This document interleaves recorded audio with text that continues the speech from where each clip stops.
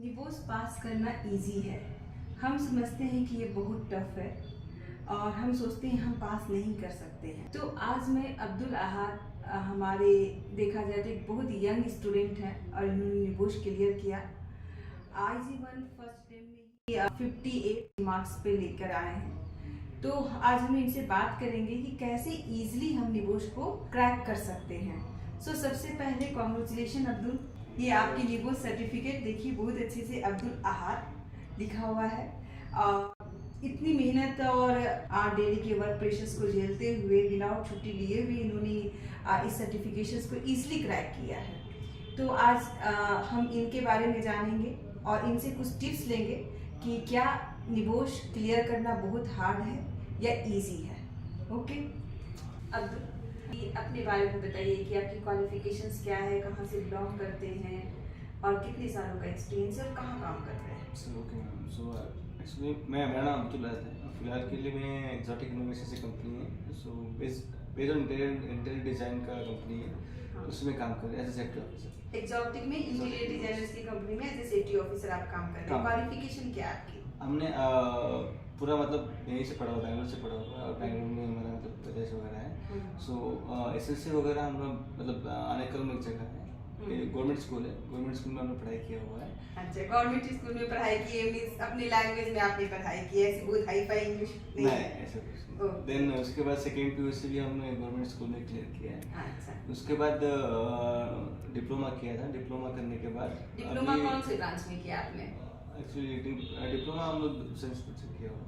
अच्छा, तो वो क्लियर किया अपना MFC मतलब।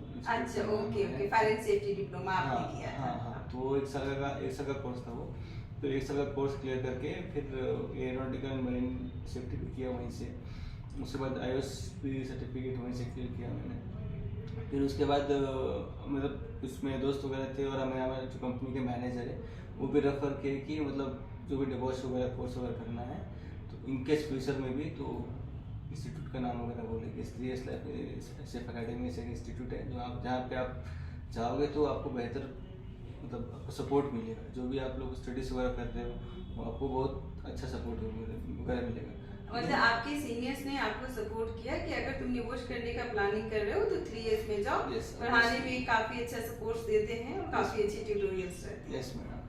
तो उसके बाद मैं डायरेक्ट सुभाष सर को कॉन्टैक्ट करने के बाद सुभाष सर ने भी बहुत अच्छा रिस्पॉन्स किया। उसके बाद अपने क्लास चालू होने के बाद सूरज सर ने अपने क्लास किया। मैं ये जानना चाहूंगी अब्दुल, आपकी क्वालिफिकेशंस +2 है। +2। आपने कोई टेक्निकल डिप्लोमा इंजीनियरिंग नहीं किया है? कोई नहीं, एक बेसिक गवर्नमेंट स्कूल से पढ़े हुए हैं। आपका कितने सालों का एक्सपीरियंस था? मेरे को 4 साल का एक्सपीरियंस। 4 साल का आपका सेफ्टी में एक्सपीरियंस था। आज तक का मिला दूं तो 4 साल का एक्सपीरियंस था। तो मतलब ये कहने का मतलब है कि एक +2 किया हुआ गवर्नमेंट स्कूल से पास किया हुआ भी स्टूडेंट्स आराम से निबोस को निकाल सकता है। मेरा यही कहने का मतलब है। ये कोई जरूरी नहीं है कि आपकी बहुत हाई फाई इंग्लिश है और BTech किया हुआ आपने एक्चुअली मतलब क्या है, मतलब उसको डिवोर्स एग्जाम में उसको पास करने के लिए मतलब ये जरूरी नहीं है कि आपको लैंग्वेज आना चाहिए, ये आना चाहिए। बस जो क्लास वगैरह में कराया है तो आपको कंटिन्यूस हम लोग को क्लास अटेंड करना होता है। और क्लास में जो अपने सूरज सर थे जो होमवर्क वगैरह दे रहे हैं और होमवर्क वगैरह देने के बाद जो मतलब टास्क वगैरह देते हैं कि हाँ भाई तुमको अगर ये क्वेश्चन दिया गया है तो आपको मतलब उसको ध्यान में रख के आपको वो क्वेश्चन को सॉल्व करके देना है। ऐसा नहीं है कि भाई मतलब क्वेश्चन मेरे को मिल गया और मैं मतलब ऐसे ही किसी दोस्त को दे के सॉल्व करवाता हूँ। तो अगर मैं ऐसे करूँगा तो मैं एग्जाम में पास हो ही नहीं पाऊंगा। मतलब फर्स्ट डे से जो आपने क्लासेस शुरू की तो फर्स्ट डे से जो होमवर्क्स मिल रहे थे उन्होंने आपने बहुत सिंसियरली उसको लिया। आपकी ड्यूटी आवर्स क्या थी? एक्चुअली मेरा ड्यूटी आवर्स 9 to 6:30 PM था। बट अगर साइट वर्क है तो वहाँ पे कुछ टाइमिंग वगैरह नहीं बोल सकते। तो समटाइम्स क्या होता था कि मतलब 8:30 हो गया है, 9 o'clock है, 9:30 हो गया, ऐसा मतलब टाइम एक्सटेंड हो जाता था। तो उस टाइम पे भी मतलब क्या क्लास वगैरह तो मिस नहीं कर सकते। तो उस टाइम पे भी मतलब काम भी इम्पोर्टेंट है और क्लास भी इम्पोर्टेंट है। तो उस टाइम पे भी मोबाइल ले लेते, मोबाइल लेके एक कान में एयरफोन लगा के उसी टाइम पे मतलब कहने का मतलब है कि रात को जब आपकी 6:30 ड्यूटी खत्म होगी उसके बाद भी आप लोग को ड्यूटी रहती थी, 9 बजे तक ड्यूटी रहती थी। तो आप एक थोड़ा सा स्पेस निकाल के कान में फोन को रख करके क्लासेस भी ले रहे हैं और है ना साथ साथ में अपने काम को भी कर रहे हैं। काम उन्होंने मतलब आप कहने का मतलब है कि हमें लोग कहते हैं कि हम 12 घंटा ड्यूटी करते हैं, 14 घंटा ड्यूटी करते हैं, हम कैसे डिवोर्स करेंगे। तो डेडिकेशन है तो बंदे अपने आप उपाय निकाल लेते हैं। yes, वो आप जो बंदे सामने वाला कर रहे हैं उनको ऊपर डिपेंड करता है कि वो कैसे मतलब इस मतलब जो सिचुएशन है उसको हैंडल कर रहा है। अब वो सामने वाला बंदा ये सोचता है कि भाई जो सिचुएशन में फंसा हूँ, अब ये सिचुएशन में ये नहीं कर सकता, वो नहीं कर सकता, तो बंदा कभी कुछ नहीं कर पाएगा। ये सोच चलना है मेरे को, ये भी निकालना है और ये भी करना है मेरे को, तो वो ऐसा आदमी सोच समझ के चलेगा तो हो जाएगा। हाँ, मतलब है कि परेशानियां तो है ही, वो तो हमें भी पता है। कोई सेफ्टी ऑफिसर्स कोई ऐसा भी नहीं है कि वो रिच फैमिली से बिलोंग कर रहा है और 8 घंटे की ड्यूटी पे वो घर चला जा रहा है, एसी में बैठकर काम कर रहा है, ऐसा कुछ भी नहीं है। तो एक जो हम स्ट्रगल तो लाइफ में डेली झेल ही रहे हैं, लेकिन उस स्ट्रगल में भी अगर हम ऑनेस्टी के साथ काम करें तो कहीं ना कहीं हमको एक सक्सेस मिल जाती है। अगर हम रेफर एक सब्जेक्ट में होते भी हैं तो हम दोबारा से बैठ के, चूंकि हम 9 सीढ़ी चढ़ चुके होते हैं तो 10वां सीढ़ी चढ़ने में ज्यादा फिर दिक्कत नहीं होती है। एक बार थोड़ा नीचे गिरते भी तो फिर हम ऊपर चढ़ के सक्सेस हासिल कर लेते हैं। करेक्ट? ओके। सो आपने कैसे इतने हार्ड ड्यूटी आवर्स में किन किन चीजों का ख्याल रखा कि आपने किस तरह से प्रिपरेशंस की? हाँ मैडम, बेसिकली तो मतलब जैसे मेरा ड्यूटी आवर्स 9 o'clock तक था। हाँ। तो घर पहुँचते हम उसमें 10 बज जाते हैं। तो उससे इवन मैं जब ट्रैवल करता था घर मतलब साइड से घर पे, तो ऑलमोस्ट में 1 hour का रास्ता पड़ता था। तो 10 बजे घर पहुँचता मैं, और जब भी मतलब ट्रैवलिंग टाइम पे भी मतलब क्लासेस वगैरह अटेंड करने के बाद घर पहुँचने के बाद मतलब कंटिन्यू क्लास पे, घर पे गया, बैग रखा, कंटिन्यू क्लास से। उसके बाद जो सूरज जैकब सर थे हमारे, तो वो जो भी होमवर्क वगैरह देते थे तुरंत मतलब क्लास खत्म हुआ, होमवर्क कंप्लीट किया, होमवर्क कंप्लीट होने के बाद ऑलमोस्ट 11:30 हो जाता था। हाँ। डेली 11:30 होना है, 11:30 होने के बाद फिर फ्रेशअप होना है, फ्रेशअप होकर फिर खाना खाना है, फिर 5 बजे उठना है, फिर जो होमवर्क दिया हुआ है उसको फिर रिकैप करना पूरा। ऑलमोस्ट 1 hour बैठ के उसको रिकैप करने के बाद वो क्या होता है, दिमाग में बैठ जाता है कि हाँ भाई ये मैंने पढ़ाई किया हुआ है, तो वो मिस नहीं होता है। तो ये मतलब डेली बेसिस मेरा प्रैक्टिस यही था, तो ये सब करते थे। सो ओपन बुक एग्जामिनेशंस, आपने क्लोज बुक एग्जामिनेशंस तो लाइफ टाइम हम लोग वही देते हैं, सेंटर पे जाते देते हैं। तो आपको ये ओपन बुक एग्जामिनेशन और क्लोज बुक एग्जामिनेशन में क्या डिफरेंसेस लगा? अभी जो अपना नेगोस का एग्जाम किया हुआ था, उसमें अपने को जो मतलब पढ़ाई किया हुआ है, पढ़ाई उसके बेसिस के ऊपर जो सिनेरियो रहता है, सिनेरियो के ऊपर हम लोग को आंसर देना रहता है। तो वो हो गया। अपने क्लोज बुक आंसर में क्या रहता है कि अपने को बाई हार्ट करना पड़ता है, यहाँ भाई ये है वो है, मतलब बाई हार्ट करके जो आया लिख दिया। बट ओपन बुक एग्जाम में जैसे अपने नेगोस का था, तो उसमें हम लोग कितना बाई हार्ट कर ले, कोई फायदा नहीं होने वाला, नहीं लिख पाए। जो आदमी बाई हार्ट करने वाला आदमी कुछ भी कर लेगा तो नहीं पास कर पाएगा। आपको जो अपना एक्सपीरियंस, क्लासेस, पॉइंट्स जो दिए गए हैं, आपने जितनी तैयारी की हुई है, वो सारे चीज फैक्टर होते हैं। Yes ma'am. और डिवोर्स ज्वाइन करने के पहले आपको डिवोर्स के बारे में क्या कल्पना थी, क्या एजम्पशंस थी? एक्चुअली जो मेरे दोस्त वगैरह थे जो पहले मतलब एग्जाम में फेल होकर मतलब आ चुके थे, तो उन लोगों से बहुत आदमी से मैं पूछा हुआ था कि भाई ऐसा एग्जाम है क्या है। तो ऑलमोस्ट जितने मतलब ऑलमोस्ट 90% जो बंदे लोग आदमी मुझे मिला हुआ था, वो सब नेगेटिव ही बोलते, भाई मत कर, फेल हो जाएगा, ट्राई करना मुश्किल है। मतलब ऑलमोस्ट जितने दोस्त वगैरह से पूछा था मैं, तो मतलब उनका वही बोलना था कि भाई मत कर, फिर भी मतलब जिन्होंने चाहते करना है कर लिया, पास हो गया। सभी लोग बोलते थे बहुत हार्ड है, मैं फेल कर गया, और ये तो वो लोग फेल किए, आप पास किए, तो आपको क्या लगता है वो लोगों ने क्यों फेल किया, क्या रीजन रहा होगा? उनका एक मतलब स्टडीज में कॉन्सेंट्रेट ना कर पाना, सिर्फ काम में बिजी रहना, ये हो सकता है मैडम। क्योंकि हम लोग अभी मतलब काम कर रहे हैं और साथ में स्टडीज भी कर रहे हैं, तो हम लोग को दोनों जगह मतलब ध्यान देना है कि मतलब काम कर रहा हूँ मैं, काम करते समय पे मैं स्टडीज पे ध्यान नहीं दूंगा, तो ऐसे में करेंगे तो मतलब आपने अपने बिजी शेड्यूल्स को एक बहाना ले लिया कि नहीं मैं बहुत बिजी हूँ और मैं नहीं पढ़ सकता हूँ, और आपने उसको थोड़ा इग्नोरेंस की। दूसरी बात है कि 15 दिन 10 दिन बहुत शॉर्ट ड्यूरेशन की क्लासेस ली, वो भी होता है। थर्ड क्या होता है कि हम रिजल्ट्स नहीं देखते इंस्टीट्यूशंस का, जस्ट ऐसे ही आंख बंद करके हाँ यहाँ पर है सर्च किया, एडमिशंस ले लिया। हम 1-2 डेमो भी नहीं अटेंड करना चाहते हैं, हम कुछ नहीं करना चाहते, बस हमें लगता है कि हाँ चलो हमने एडमिशंस लेना, पूछा कितना रिजल्ट है, सबने कर दिया इतना रिजल्ट है, हाँ हम ले लेते हैं, बस हो गया। कुछ सर्च नहीं करते। इसे मैं बहुत लोगों को देखती हूँ कि वो इंस्टीट्यूट्स की रजिस्ट्रेशंस भी निबोश की वेबसाइट पे चेक नहीं करते हैं, या नेसेसरी वेकेशन में भी बहुत लोग एडमिशंस ले लेते हैं।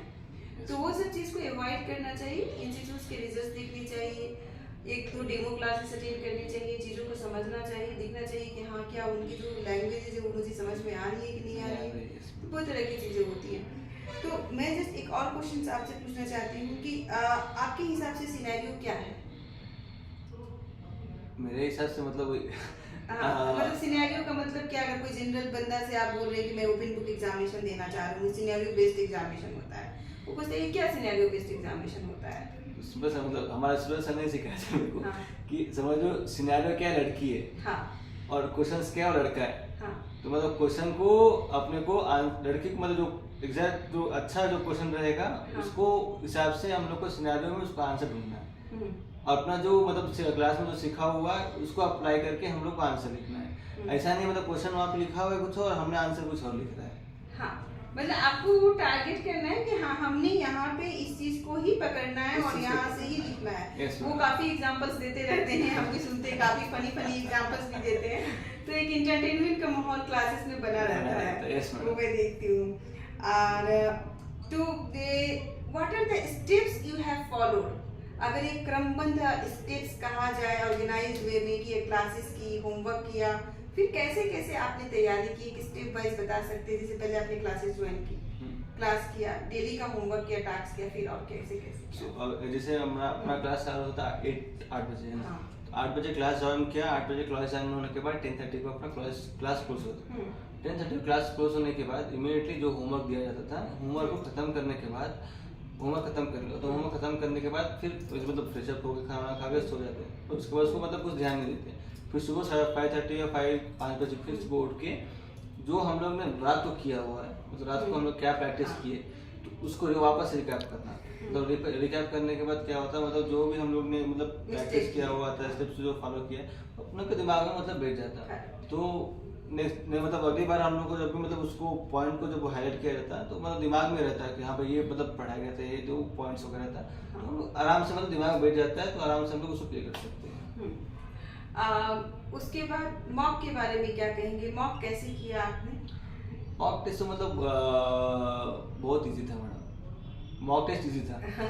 मॉक टेस्ट इजी मतलब क्या आपने इतनी अच्छी पढ़ाई कर ली कि आपको मॉक टेस्ट भी इजी लगने लगा? इजी लगा, मॉक टेस्ट बहुत इजी। तो मॉक किया होगा तो सूरज सर ने कमेंट्स किए होंगे, तो उस पे वर्कआउट किया? हाँ, यस मैडम। सूरज सर ने ऑलमोस्ट 4 मॉक दिया हुआ था मेरे को। 4 मॉक्स दिया? 4 मॉक्स दिया हुआ था। 4 मॉक्स में से 3 मॉक्स में से मेरे को बहुत सारे कमेंट्स आ रहे थे। अच्छा। मतलब को जो पॉइंट्स मैंने छोड़ दिया हुआ था, जो पॉइंट्स मेरे को ऐड करना हुआ था, तो वो मतलब 3 मॉक्स में कमेंट्स वगैरह है। लेकिन चौथा मॉक जो लास्ट में मैंने सबमिट किया हुआ था, उसमें मेरे को उतना कमेंट्स नहीं है। यही चीज मैं बताना चाहती हूँ। मेरे पास बहुत स्टूडेंट्स का फोन आता है, मैंने निगोश फेल कर गया। मैं एक ही क्वेश्चन पूछती हूँ, मॉक किया था? कुछ स्टूडेंट्स बोलते हैं मॉक क्या होता है, कुछ स्टूडेंट्स बोलते हैं कि हाँ किया था ना मैडम, 1 मॉक किया था, तो कितना नंबर मिला था? नहीं, नंबर्स तो हमें दिया ही नहीं गया था। कुछ स्टूडेंट्स बोलते हैं हाँ मैडम नंबर तो मिला था, नंबर में मुझे मिला था 35 नंबर। तो मैंने कहा कि पेपर देखा क्यों 35 नंबर मिला? टीचर से डिस्कस कर रही नहीं, वो टीचर ने 10 मिनट में कह दिया आपको 35 नंबर मिला। पेपर चेकिंग की मतलब क्या होती है कि आपको हर पॉइंट्स के हिसाब से पेपर की चेकिंग करो, उसको हर पॉइंट्स पे नंबर दो। 10 नंबर पे आपने 5 पॉइंट करेक्ट है तो 5 पॉइंट रॉन्ग है, तो उस पे क्रॉस करो कि ये सारे पॉइंट्स आपके रॉन्ग है, और उसके साथ जो एग्जैक्ट आंसर और डिस्कशन राउंड होता है वो आपको एक्चुअली इवेलुएट करता है कि आप कहाँ पे मिस्टेक कर रहे हैं। और एक स्टूडेंट जब कहता है कि मैंने 4 मॉक किए, तो वो अपनी पासिंग सिक्योर कर लेता है। यहाँ पे ये नहीं है कि है ना आपने 4 मॉक किए, चलो अब हमने 1 मॉक कर लिया, हमने देखा भी नहीं मेरी क्या गलती हुई, बस एक नाम का मतलब मैंने मॉक किया है। नाम का मॉक नहीं होता है। मॉक मतलब आपको अपना एक इवैल्यूएशन करना है, आपको एक अपना समझना है कि हाँ मेरी इवैल्यूएशन क्या हुई है। जो बंदा इवैल्यूएशन पे हर लाइफ में हर पार्ट पे अपने आप को जितना आगे बढ़ो, अपने आप को इवैल्यूएट भी करते जाओ कि मैं कहाँ पे क्या चीज को मिस कर रहा हूँ, और उस मिसिंग पॉइंट पे अगर आपने काम कर लिया तो है सफलता। एक और क्वेश्चन है कि मान लो आप पेपर लिख रहे हो, आपने तो स्टेप्स बहुत अच्छे से डिफाइन कर लिया कि मैं क्लासेस में बैठता था 8 बजे, 10:30-11 बजे तक असेसमेंट, क्वेश्चन आंसर राउंड सब चलते रहते थे, फिर मैं आधा घंटा और एक्स्ट्रा देता था, 11:30 तक, फिर खाना वाना खा के सो गया, 5 बजे उठ के फिर उस चीज़ को रिकैप्चुलेट किया, याद तो करना नहीं है, समझना था कहाँ पे क्या मिस्टेक हो रही है। उसके बाद फिर आपने ना मॉक पे किया, मॉक में भी आपने 4 मॉक किए, तब एग्जामिनेशंस का टाइम आया। इवेलुएट आपने कर लिया था अपने आप को, कॉन्फिडेंट थे, previous questions paper, suggested answer sheet जो ट्यूटर्स बनाते हैं वो भी आपको देख के रखा हुआ रहता है, सारा कुछ है, मटेरियल खुला हुआ है, पूरा खाना बनाने का सामग्री मौजूद है, बस हम लोग खाना बनाना है। हाँ, अब इसको आपको छौका वौका लगा के बनाना है। अब आप मेरे को बताइए, मान लीजिए कंफ्यूजन आ गई, आप एक सिनेरियो सॉल्व कर रहे हैं, एक क्वेश्चन है, 5 क्वेश्चंस बन गए, छठा क्वेश्चन आते आते आपको लगा अब ये कंफ्यूजन है, उसको कैसे आया था वो पोजीशन, तो कैसे उसको टैकल कैसे किया उस समय? तो उस समय मतलब जब क्वेश्चन आया हुआ था तो उसको मतलब क्या था, मतलब क्वेश्चन क्या था, मतलब क्वेश्चन मेरे को समझ में आता था, क्वेश्चन मतलब एग्जैक्टली किसके ऊपर दिया हुआ है, मतलब मैनेजमेंट इश्यू के ऊपर दिया हुआ है या मतलब एडमिन मतलब दूसरे डिपार्टमेंट का इश्यू की तरफ दिया, वैसे सेफ्टी का इश्यू ऊपर दिया गया, मतलब वो मेरे को बहुत कंफ्यूज हो गया था। ठीक है, उसके बाद मैं क्या जो सिनेरियो था, सिनेरियो को पूरा ब्रीफ 2-3 बार पढ़ा मैं कंटिन्यूअसली। तो उसके बाद मेरे को पॉइंट्स वगैरह खुद मिलने लगे भाई कौन सा मतलब मिस्टेक वगैरह है वहाँ। उसके बाद जो आंसर मेरे को मिलने के बाद उसको मैंने हाईलाइट कर लिया। पहले हाईलाइट करने के बाद जो सेम क्वेश्चन था, सेम को मतलब एक बार गूगल पे उसको ट्रांसलेट किया।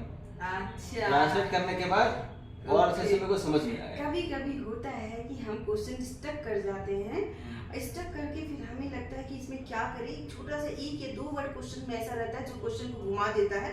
हम आंसर लिख देते हैं और बाद में पता चला हम फेल हो गए। हम क्या करना चाहिए उस समय कि हमें गूगल में अपनी लैंग्वेज में ट्रांसलेट करके कम से कम 4-5 बार पढ़ना चाहिए, तो बिल्कुल क्लियर समझ में आ जाता है। मुझे याद है एक क्वेश्चन आई थी फायर एंड सेफ्टी अरेंजमेंट्स के ऊपर, तो बहुत कैंडिडेट ने कहा madam so fire safety arrangements के ऊपर क्वेश्चन आई थी, तो उसमें 2-3 कैंडिडेट फेल हुए थे।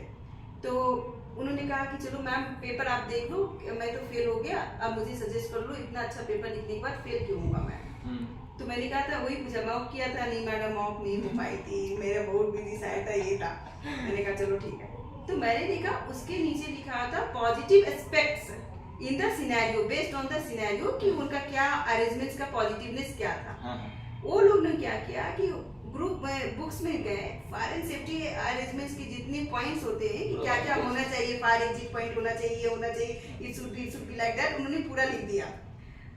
जो स्टूडेंट्स ने मॉक किया, जो स्टूडेंट्स ने पूरी प्रॉपर्ली क्लासेस की, उन्होंने लिखा कि सिनेरियो में क्या पॉजिटिव था, कैसे फायर एंड सेफ्टी का अरेंजमेंट्स में क्या क्या चीज उन्होंने अरेंज किया हुआ था, उसकी पॉजिटिविटी को निकाल कर लिखा कि हाँ एग्जिट रोड पे था, वहाँ पे उन लोगों ने इतने को ट्रेनिंग्स दी थी करके बहुत अच्छे से उन्होंने अरेंजमेंट किया था।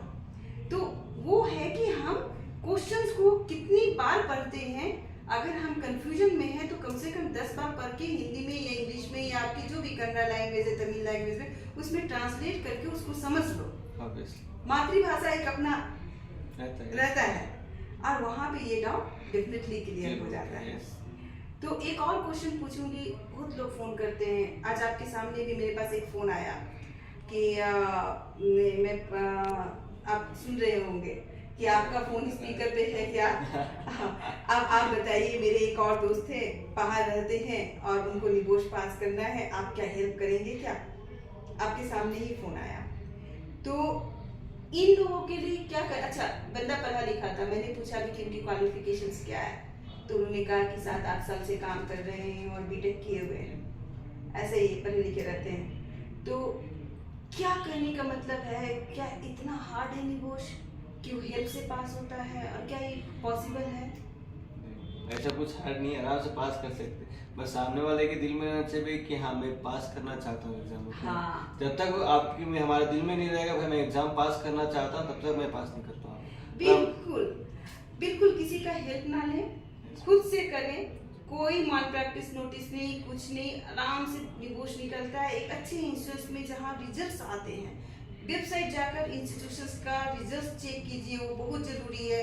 मैक्सिमम इंस्टीट्यूशंस रिजल्ट्स नहीं डालते हैं क्योंकि रिजल्ट्स नहीं रहते हैं, बहुत सारे इसके पीछे रीजंस होते हैं, क्वालिफाइड ट्यूटर नहीं रहते, फीसेस बहुत ही कम की हुई रहती, टाइम बहुत ही रिड्यूस किया हुआ रहता है, स्टूडेंट्स ध्यान नहीं देते, in spite of our tutorial भी बहुत अच्छी है, तो कभी कभी स्टूडेंट्स मॉक नहीं करते, प्रैक्टिस नहीं करते, तो दोनों फैक्टर्स होते हैं। सभी जगह लोग पास होते हैं, सभी जगह लोग फेल होते हैं, कोई ऐसा नहीं है, लेकिन खुद की एक इंक्वायरी होनी चाहिए कि कि हम कहाँ एडमिशन ले रहे हैं और कैसे ले रहे हैं। तो कभी भी किसी की हेल्प के ऊपर जब डिपेंड हो जाएंगे ना, तो आप अपना कॉन्फिडेंस लूज कर देंगे और हेल्प देने वाला क्या क्या आपके साथ कर देगा आपको पता भी नहीं चलेगा। यहाँ तो कम से कम ज्यादा क्या होंगे, फेल होंगे। यस, और इस पास में होगा तो हमें इतना दिल में ये रहेगा कि हाँ भैया हमने अपने दम पे एग्जाम को क्लियर किया होगा, किसी और के दम पे नहीं किया होगा एग्जाम क्लियर। नहीं तो कोई मतलब बहुत जगह ऐसे होता है कि मतलब क्या करते हैं ना, मतलब मेरे को समझे मेरे को एग्जाम क्लियर करना हो, मेरे को एग्जाम क्लियर करना, बट मेरे दिल में आ गया भाई मैं एग्जाम नहीं क्लियर कर पाऊंगा, तो मैं then I pay someone else to write my exam. तो उस टाइम पे क्या रहता है कि भाई मैं तो दे दिया उसको पैसे, इसका पैसे गया मेरा, पैसा भी गया, पैसा गया, नोटिस भी आया, फेल भी हुए। हाँ, और उसके बाद जो सर उसको पैसे दिया वो भी गया, एग्जाम में फीस जो इंस्टीट्यूट को पे किया था वो भी गया। तो कहीं ना कहीं बहुत ही डेंजर सिचुएशंस होती है, अवॉइड करना चाहिए और कभी भी इस तरह की कोशिशें ना करनी चाहिए। और एक जब हम 12th पास होकर के एक कैंडिडेट जिसका 4 साल का 3 साल का सेफ्टी का एक्सपीरियंस है, गवर्नमेंट कॉलेज से पढ़ा हुआ है, स्कूल से पढ़ा हुआ है, जब वो निकाल सकता है तो हम क्यों नहीं निकाल सकते? वो भी मेरे जैसा 12-14 घंटा ड्यूटी कर रहा है, तो इतना हार्ड नहीं था निगोशिएट। मेरा एक और क्वेश्चन है,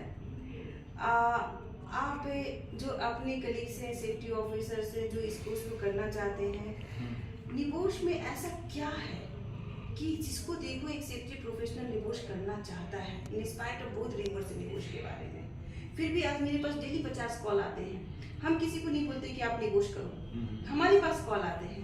तो क्या कंटेंट है निबोश में? क्या आप अपने उस कंटेंट को अपनी जो वर्किंग ये है उसमें आपने कर पाए? उस पे इम्पैक्ट क्या हुआ? आपकी जो आप वर्क कर रहे थे उसमें क्या करेक्शंस हुए? एक्चुअली जो डिबॉस है ना, बेसिकली वो ये मतलब दिखाता है कि मतलब जो अपना वर्क एनवायरनमेंट है ना, उसको वर्क एनवायरनमेंट को सही रहेगा अपना, उसके बाद ही अपना वर्कर्स सेफ रह पाएंगे।